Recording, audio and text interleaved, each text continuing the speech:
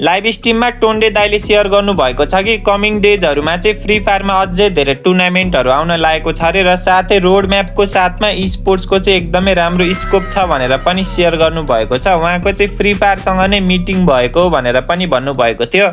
Wish you all the best, राम्रो गर्नु। अब अझै जो हाम्रो फ्री फायरको टिमसँग कुरा भएको थियो उनीहरूको कुरा एकर्डिङ अझै धेरै टुर्नामेन्टहरू अझै धेरै अपर्च्युनिटिजहरू आउने कुरा छ होइन।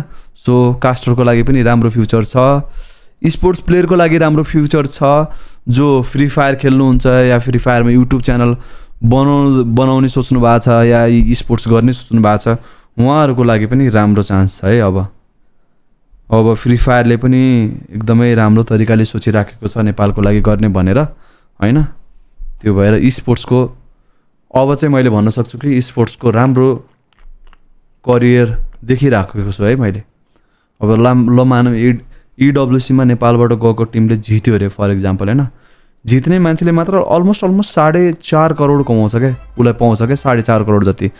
थ्याङ्क यू टोन्डे दाइ, हजुरले गर्दा पनि धेरै मान्छेले हेरेको छन्। अहिले स्पोर्ट्स पहिला यति मेहनत गरियो हाम्रो बेलामा पाइएन, फाइनली अहिले खुसी लाग्यो। हो नि डेड म्यान, जोस् देर आयो दुरुस्त आयो भन्छ नि, आउनु जरुरी थियो। पहिला पनि हामीले अब टिम बनाएर त गरेको, तर फ्री फायरले जब यो कहाँ भन्छ इन्डियामा ब्यान भयो त्यहाँदेखि यता पनि गर्न छोडिदियो। पहिला पनि पहिला चाहिँ हामीले भन्नु पर्थ्यो, भिडियो बनाउनु पर्थ्यो, एउटा पुरै तहल्कै हुनु पर्थ्यो, कन्ट्रोभर्सी नै हुनु पर्थ्यो स्पोर्ट्स आउनको लागि। तर अब चाहिँ त्यस्तो सिनेरियो छैन क्या। अब फ्री फायरको जुन मेन हेड हो, हामीले इन्डियन टिमलाई गएर भन्नुपर्ने सिचुएसन छैन अहिले।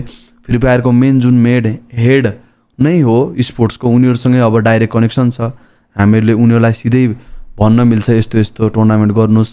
उनीहरूको के डिमान्ड छ, उनीहरूको के एक्सपेक्टेसन छ नेपालबाट हुन्छ नि, त्यो अब हामीलाई थाहा छ होइन।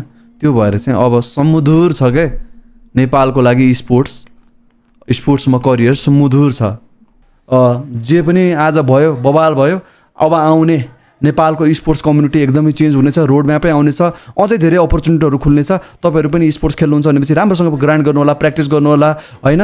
सँगै युट्युब च्यानल पनि खोल्नु होला, सो द्याट कन्टेन्ट क्रिएसनबाट पनि पैसा आओस् होइन। फ्री फायरबाट हजुरहरूले पनि अब राम्रो करियर बनाउन सक्नुहुन्छ आफ्नो है, जसले खेल्नुहुन्छ। यति भन्दै हस् त, नमस्ते, जय Nepal, thank you so much.